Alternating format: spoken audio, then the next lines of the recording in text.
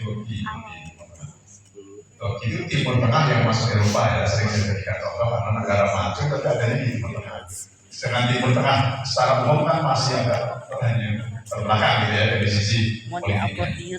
Atau di Jepang gitu ya kalau yang Asia, Korea gitu ya. Jadi Korea, Jepang, ada kuliah di Jepang. Pengertian didanai negara Jepang itu apa? Seluruh kehidupannya didanai.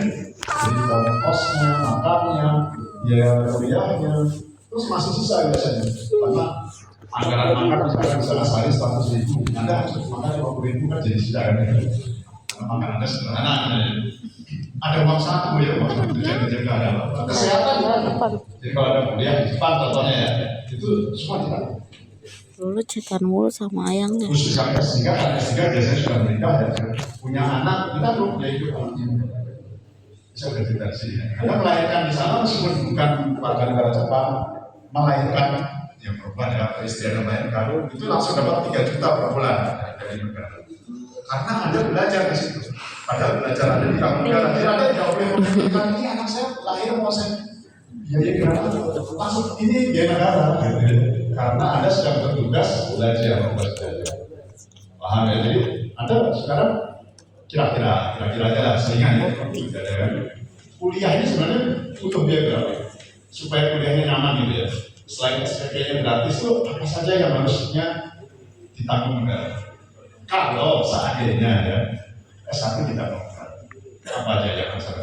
Kira-kira ya, misalkan dia transport mau pakai motor atau gojek kalau di kota hampir sama ya biasanya. Berapa kira-kira? Dari motor, makan, pakaian, komputer itu perlu perbaikan. Kira-kira aja berapa kira-kira? Setahun atau sebulan? Sudah ada yang begitu kan? 5 juta. Anda nggak mengalami riset, mengalami maksudnya organisasi ya. Jadi memimpin perguruan tinggi yang berharap mendidik anak-anak itu nggak mudah ya. Jadi kan STTN tadinya kan juga punya politeknik. Jadi 8 juta itu kurang. Pesantren. 8 juta. Pesantren itu juga cari mahasiswa. STTN di awal juga sulit teman-teman. Padahal gratis kan? Karena kita hanya menanggung SPP, jadi terlalu berat. Sedangkan orang tuanya pinginnya, orang tua Anda itu, ada yang ingin ketika anaknya sudah lulus SMA itu kerja. Kalau kerja dapat uang, bantu orang tua sama-sama. Ya. Betul. Jadi kalau kuliah, nggak kerja ya, maksudnya langsung kuliah saja. Kok kecewa. Tapi dia nggak punya orang tua. Karena siswanya dia nggak minta uang, karena yang ditanggung sendiri. Jadi kalau beasiswa yang SPP itu orang tua kecuali orang tua yang sangat sadar ya, ini cita-cita anaknya jadi sarjana. Tapi kan nggak banyak orang tua yang seperti itu. Biasanya yang ngotot anaknya orang tua nggak setuju. Itu sudah ada cerita saja menurutnya.